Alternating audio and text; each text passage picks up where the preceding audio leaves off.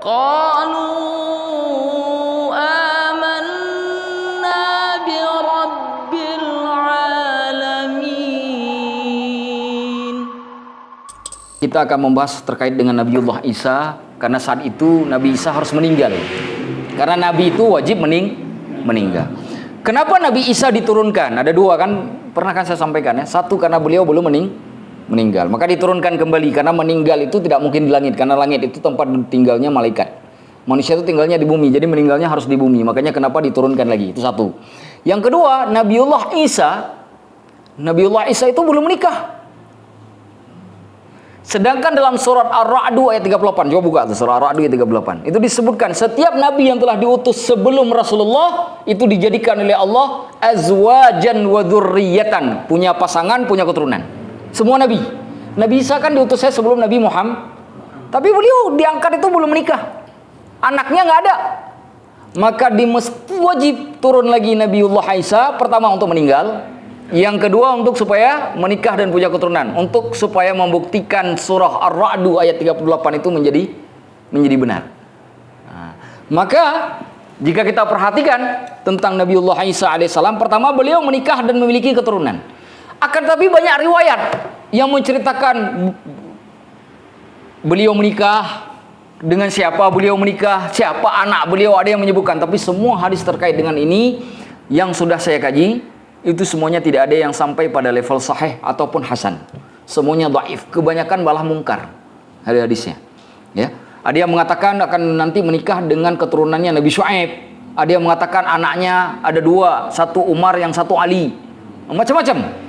Nah, tapi itu semua riwayat-riwayat itu tidak sahih. Tetapi tidak berarti bahwa pernikahan dan keturunannya Nabiullah Isa alaihissalam akan terjadi nanti, itu tidak terjadi. Karena itu bisa dikaitkan dengan ayat Al-Quran yang ada di surah Ar-Ra'd ayat 38 yang memiliki makna yang umum.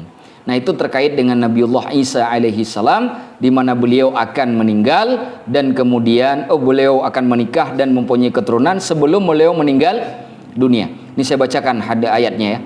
Walaqad arsalna rusulan min qablika wa ja'alna lahum azwajan wa dzurriyyah. Kami telah utuskan rasul-rasul sebelummu wahai Muhammad, dan kami jadikan bagi mereka istri-istri dan keturunan. Nah, ini sudah menunjukkan bahwa Nabiullah Isa alaihissalam itu nanti akan menikah dan punya keturunan. Yang kedua, melaksanakan ibadah haji. Ibadah haji yang dilakukan oleh Nabiullah Isa itu sesuai dengan syariatnya Nabiullah Muhammad. Begitu, itu yang harus dipahami. Mana dalilnya? Ada dalam hadis Imam Bukhari, diriwayatkan dari Abu Sa'id Al-Khudri, Rasulullah bersabda, la yuhajjannal baitu wal yu'tamaranna ba'da khuruji Ya'juj Ma'juj. Jadi haji dan umrah tetap akan dilakukan setelah Ya'juj Ma'juj keluar. Artinya syariatnya belum hilang.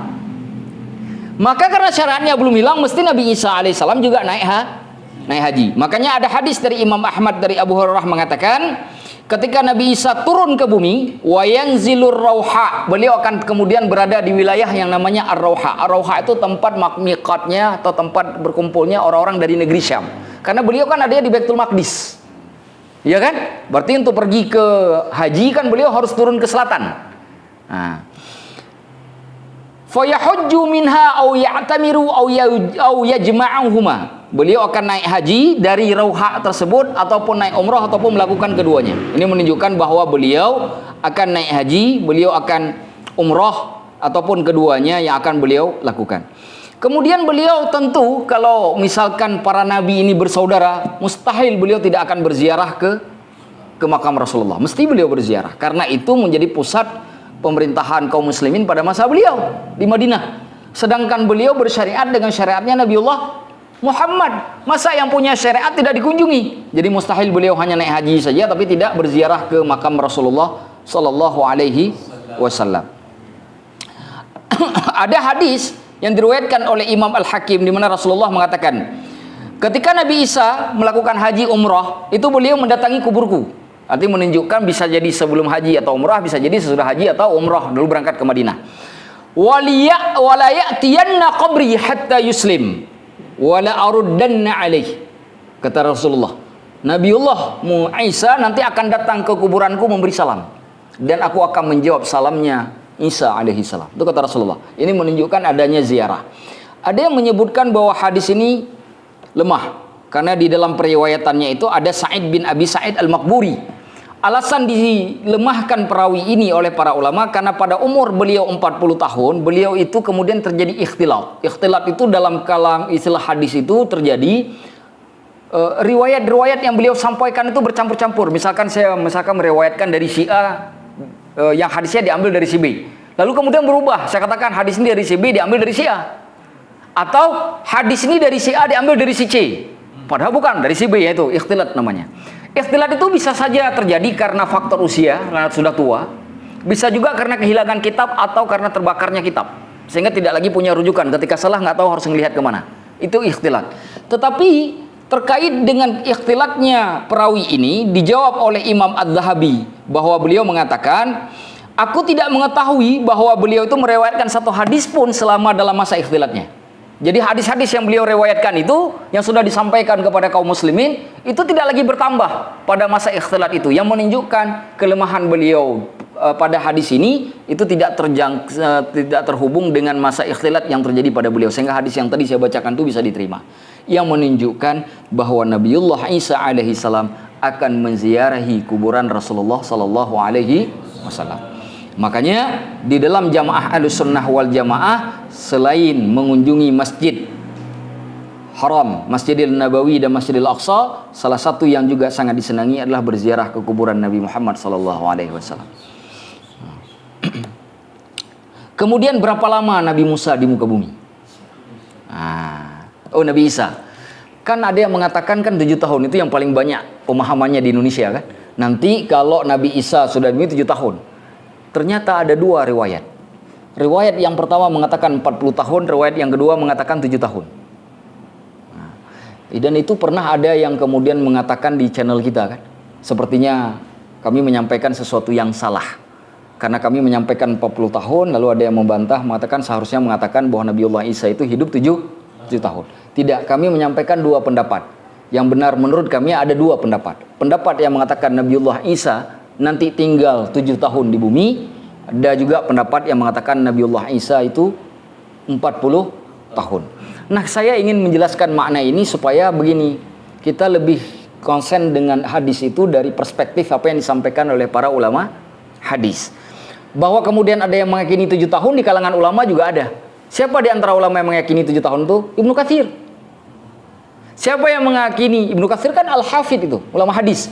Tapi juga ada ulama hadis seperti Imam Baihaqi mengatakan bukan 7 tahun, 40 tahun. Jadi ada 2 ulama hadis itu berbeda pendapat. Bahkan pendapatnya Imam Ibnu Katsir yang mengatakan 7 tahun itu didukung oleh Ibnu Hajar Al-Haythami di dalam kitab beliau Al-Fatawa Al-Hadithiyah. Itu juga mengatakan 7 tahun. Yang pendapat 40 tahun yang punya Imam Baihaqi itu didukung oleh Al-Hafidh Jalaluddin As-Suyuti dan dinukilkan oleh Imam As-Safari ini dalam kitab beliau Lawami'ul Anwaril Bahiyah nama kitabnya. Jadi dua-duanya ada pendapat. Nah, ini kita mau baca hadis. Mari kita baca hadis yang 40 tahun. Saya baca hadisnya saja di bagian itu saja ya, saya tidak baca semuanya supaya kita bisa mengerucut pembahasannya. Fayamkuthu arba'ina sanah. Maka Nabiullah Isa tinggal di bumi 40 tahun. Tsumma yutawaffa, kemudian beliau diwafatkan. Wa yusalli alaihil muslimun, kaum muslimin kemudian melakukan salat kepada beliau. Salat jenazah. Berapa tahun? 40 tahun. Baik. Kemudian ada hadis yang kedua yang mengatakan 7 tahun. Hadisnya begini. Yakhrujud dajjalu fi ummati fayamkuthu arba'in. Dajjal keluar pada umatku, dia kemudian tinggal di bumi 40 tahun. Oh, 40. Bukan 40 tahun ya, 40. La adri arba'ina yauman au arba'ina syahran au arba'ina aman. Aku tidak tahu, kata perawi hadis, apakah itu 40 hari, 40 bulan atau 40 tahun. Tapi berdasarkan hadis Imam Muslim menunjukkan bahwa itu adalah 40 hari. Ya, hari pertama sama dengan 1 tahun, hari kedua sama dengan 1 bulan, hari ketiga sama dengan 1 minggu, sedangkan hari-hari selebihnya sama seperti hari kita biasanya. 40 hari. Fayab'atsullahu Isa bin Maryam. Lalu Allah mengirim Nabi Isa alaihi salam. Ka'annahu Urwah bin Mas'ud. Beliau itu laksana seperti sahabat yang bernama Urwah bin Mas'ud. Miripnya seperti Urwah bin Mas'ud. Fayatlubuhu fayuhlikuh. Nabi Musa mencari Dajjal lalu membinasakannya. Thumma, kemudian yamkuthun nasu sab'a sinina. Manusia tinggal selama 7 tahun. Laisa bainatsnaini adawatan, tidak ada satupun dari 2 orang yang ada di muka bumi itu yang ada permusuhan. Selama 7 tahun itu.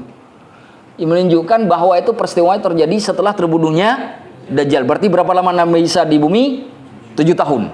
Karena permusuhan itu kan tidak terjadi di masa Nabi Isa, berarti itu 7 tahun. Sekarang ada hadis 40 tahun, ada hadis 7 tahun. Singkatnya begini, kata Ibnu Katsir. Ini kata Ibnu Katsir dulu, pendapat yang pertama. Hadis 40 tahun itu bisa digabung dengan hadis 7 tahun. Ini kata Ibnu Katsir ya, bukan kata saya. Bagaimana cara menggabungkannya? Cara menggabungnya, Nabi Isa hidup di muka bumi itu total keseluruhannya 40 tahun. Beliau diangkat oleh Allah Subhanahu wa taala di umur 33 tahun. Udah diangkat ke bumi itu.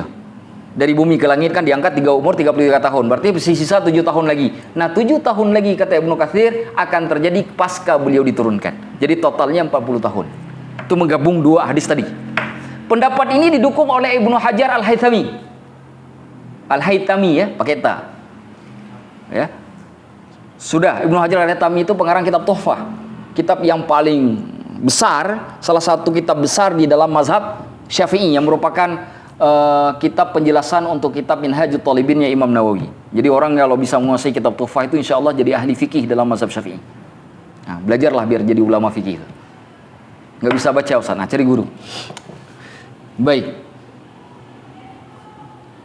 Kedua, itu pendapatnya Said Hawa. Said Hawa itu punya kitab namanya Al-Asasu fi Sunnati wa Fiqhiha. Ya. Kitab itu dibagi pada 3 volume. Volume pertama, salah satu volumenya itu adalah volume tentang Al-Aqaid Al-Islamiyah, akidah tentang akidah Islam. Di situ beliau membahas semua permasalahan yang ada dalam akidah Islam. Apa-apa yang diyakini dalam Islam itu beliau bahas dalam kitab itu. Beliau menukilkan pendapatnya Ibnu Hajar Al-Asqalani dalam kitab Fathul Bari. Kata beliau begini, Ibnu Hajar itu pertama sekali ketika membahas masalah ini menukilkan hadis tentang 40 tahunnya Nabi Isa di muka bumi. Lalu menukilkan hadis 7 tahun. Tetapi beliau tidak sepakat dengan penggabungan hadis yang sama yang dilakukan oleh Ibnu Katsir. Kenapa? Kata Said Hawa, karena setelah beliau menukilkan hadis 7 tahun, beliau menukilkan lagi hadis yang 40 tahun yang menunjukkan beliau cenderung kepada pendapat 40 tahun. Itu kata Said Hawa, yang menunjukkan bahwa menurut pendapat beliau, Ibnu Hajar Al-Asqalani meskipun secara tidak langsung tidak mengatakan saya sepakat bahwa 40 tahun, tapi jika dilihat penulisan dari penjelasan beliau lebih cenderung kepada pendapat 40 tahun daripada 77 tahun Nabi Isa ada di muka bumi. Ternyata yang menariknya saya temukan pendukung terkait penjelasan ini ada dalam kitab Lawami'ul Anwaril Bahiyah yang ditulis oleh Imam As-Safarini Al-Hambali pada abad ke-18 Masehi. Beliau ketika menulis kitab ini menjelaskan tentang kedudukan Imam As-Suyuti. Imam Suyuti mengatakan begini, aku sudah bertahun-tahun berfatwa bahwa Nabi Isa alaihi salam itu tinggal di bumi pada saat kali kedua beliau turun, itu adalah 7 tahun. Sampai aku mendapati pendapat terkait dengan hal ini dari Imam Al-Baihaqi yang mengatakan, yang menukilkan hadis Imam Ahmad yang menyebutkan bahwa Nabi Isa alaihissalam tinggal di bumi itu adalah 40 tahun. Lalu aku merubah fatwaku. Itu kata Imam As-Suyuti. Jadi Imam Suyuti sebelumnya 7 tahun, lalu merubah fatwanya mengatakan bukan 7 tahun, 40 tahun. Dan saya lebih cenderung kepada pendapat ini, yang mengatakan 40 tahun. Tapi saya tidak menghina, tidak menyalahkan pendapat yang 7 tahun. Tapi saya lebih menganggap bahwa pendapat ulama yang mengatakan 40 tahun lebih kuat. Mana dalilnya? Kan begitu pertanyaannya. Kita bahas dalilnya. Saya hanya fokus dengan dalil-dalilnya saja ya. Pada bagian-bagian tertentu saja dari dalil tersebut supaya kita bisa paham. Nah, ada hadis Imam Ahmad yang diriwayatkan dari Aisyah yang disebutkan begini, "Tsumma yamkuthu Isa alaihi salam." Nabi Isa alaihi salam kemudian tinggal fil ardi, di muka bumi, arba'ina sanatan, 40 tahun, imaman adalan, sebagai imam yang adil, wa hakaman muqsita, dan sebagai hakim yang adil pula. Nah, pertanyaannya kapan itu terjadi? Sebelum apa sesudah? Karena imaman adilan wa hakaman muqsita bukan dulu. Karena dulu Nabiullah Isa itu malah tidak diakui oleh banyak Bani Israel. Beliau dulu pendakwah, bukan imam, bukan hakim. Karena beliau kan tidak terima kehakimannya, bahkan kaum Bani Israel saat itu malah menyerang beliau kan. Kapan ini terjadi? Pasca turun yang kedua. 40 tahun. Jelas riwayatnya, dan ini riwayatnya sahih. Kemudian riwayat yang 7 tahun bunyinya begini. Fayadharu fayatlubuhu fayuhlikuh. Nabi Isa itu muncul lalu mencari Dajjal dan membinasakan Dajjal, membunuhnya maksudnya. Summa yalbathun nasu ba'dahu. Kemudian manusia-manusia tinggal setelahnya ba'dahu sinina sab'an, selama 7 tahun. Nah, kalimat ba'dahu itu ba'da siapa itu? Sesudah siapa itu? Sesudah terbunuhnya Dajjal atau sesudah meninggalnya Nabi Isa? Maka jika dikaitkan dengan hadis Imam Ahmad dari Sayyidah Aisyah, supaya tidak ada ketabraknya mana, maka ba'dahu itu bukan ba'da qitalid Dajjal. Setelah itu bukan setelah kematian Dajjal, tapi ba'dahu ba'da wafati Isa. Tapi setelah Nabi Isa, arti setelah Nabi Isa, setelah meninggalnya Nabi Isa alaihissalam. Ba'da Isa. Jadi manusia tinggal setelah Nabi Isa itu 7 tahun. Nah, 7 tahun ini apakah 7 tahun sampai hari kiamat atau 7 tahun dalam kondisi masih ada kaum muslimin? Atau mayoritas kaum muslimin hanya Allah yang tahu terkait pemaknaan itu, karena ulama tidak terlalu banyak. Inilah yang dijadikan rujukan oleh para ulama yang menguatkan pendapat bahwa Nabi Isa itu bukan 7 tahun di muka bumi setelah turunnya nanti, tapi 40 tahun. Bukan 7 tahun. Ini riwayat-riwayatnya. Nah, tetapi saya ulangi sekali lagi supaya tidak menimbulkan bias dalam pemahaman, bahwa pendapat 7 tahun itu dipegang oleh Ibnu Katsir, didukung oleh Ibnu Hajar Al-Haythami, sedangkan pendapat 40 tahun itu adalah pendapatnya Imam Al-Baihaqi, dan didukung oleh Al-Hafidh Ibnu Hajar Al-Hafidh As-Suyuti, Jalaluddin As-Suyuti, serta pendapatnya Imam As-Safarini Al-Hambali dalam kitabnya Lawami'ul Anwaril Bahiyah. Dan saya setuju dengan Said Hawa ketika menjelaskan bahwa Ibnu Hajar itu lebih cenderung kepada 40 daripada 7. Terkait dengan itu, saya setuju dengan pendapat-pendapat para ulama, bukan pendapat saya sendiri, karena ini adalah pendapat mereka, kita hanya mengikuti. Saya lebih mengikuti pendapat yang 40 tahun daripada pendapat yang mengatakan 7 tahun. Sampai di sini saya hanya bisa mengatakan wallahu a'lamu bissawab. Itu saja. Terkait dengan berapa lama Nabiullah Isa alaihissalam tinggal di muka bumi. Kemudian di manakah Nabi Isa dikuburkan? Meninggal. Ada 2 pendapat. Pertama, pendapat yang dinukilkan oleh Imam Al-Qurtubi yang mengatakan beliau dikuburkan di Baitul Maqdis, tempat di mana beliau memerintah. Yang kedua, pendapat yang paling masyhur, ini pendapat paling masyhur, bahwa beliau dikuburkan di samping Rasulullah sallallahu alaihi wasallam. Dalil yang digunakan adalah dalil Sayyidah Aisyah yang bertanya kepada Rasulullah, bolehkah nanti ketika meninggal dunia dikuburkan di samping Rasulullah? Kata Rasulullah, tidak, tempatku itu adalah tempatku, tempat Abu Bakar, tempat Umar, dan tempat Isa alaihissalam. Jadi ada 4 orang. Ada yang mengatakan bahwa sekarang yang sudah ada 3 orang di kuburannya itu. Di rumah Nabi itu sudah ada 3 kubur. Beliau dan 2 sahabatnya. Tapi masih ada muat 1 kubur lagi di situ, yang nanti akan ditempati oleh Nabiullah Isa. Dan ini bahkan dinukilkan oleh banyak ulama hadis. Tetapi luar biasanya, saya belum menemukan 1 hadis pun yang sampai pada tingkatan sahih ataupun hasan menurut pendapatnya para ulama hadis ya, bukan menurut pendapat saya. Ya, jadi ada banyak perdebatan tentang hal ini. Tapi hanya saya bisa ringkas begini. Pendapat yang masyhur di kalangan umat Islam bahwa Nabiullah Isa alaihissalam itu akan dikuburkan di samping Nabiullah. Bahkan Imam Bukhari itu menukilkan hadis terkait dengan ini dalam kitab beliau. Beliau punya kitab terkait dengan masalah rawatul hadis, rijalul hadis, para perawi hadis. Ya. Dalam kitab itu beliau sebutkan terkait dengan hadis ini bahwa Rasulullah akan dikuburkan di sisi Nabiullah Isa akan dikuburkan di sisi Nabiullah Muhammad. Tapi beliau pada akhirnya mengatakan, aku tidak mendapati ada pun hadis ini adalah hadis sahih, dan aku tidak mendapati satupun hadis yang mendukung kesahihan hadis ini, yang menunjukkan beliau memandang hadis itu adalah hadis lemah. Itu Imam Bukhari itu. Tidak ada kalimat lain dari Imam Bukhari terkait dengan ini.